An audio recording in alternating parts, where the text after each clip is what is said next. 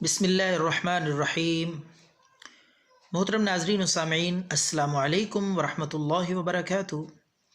آج ہم اس چھوٹی سی ویڈیو میں آپ کے لیے نسخہ لائے ہیں خارش، الرجی، کھجلی۔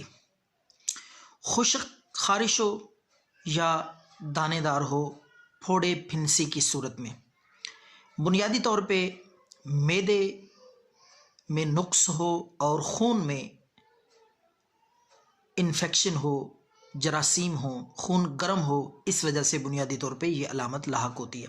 تو انشاءاللہ یہ نسخہ استعمال کرنے سے پرانی خارش اللہ کے فضل سے 3 دن میں مکمل طور پہ ٹھیک ہو جائے گی۔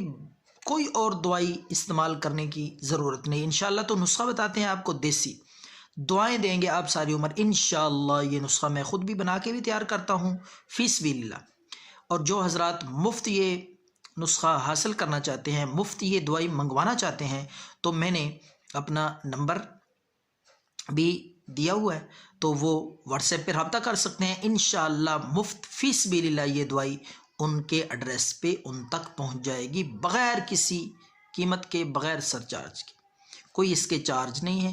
مفت فی سبیل اللہ یہ خارش کی دوائی ہم تیار کر کے بھی دیتے ہیں۔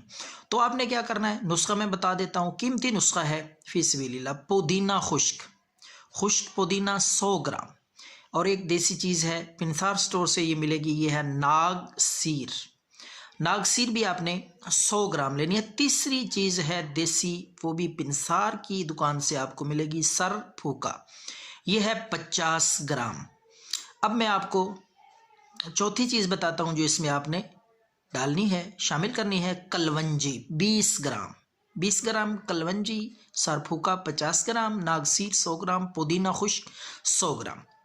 یہ ساری چیزیں آپ باریک پیس کر صفوف بنا لیں، اچھی طرح ان کو پہلے صاف کر کے گرینڈ کر لیں، صفوف بنا لیں۔ یہ آپ کا خارش کے لیے، الرجی کے لیے، کھجلی کے لیے یہ نسخہ تیار ہے۔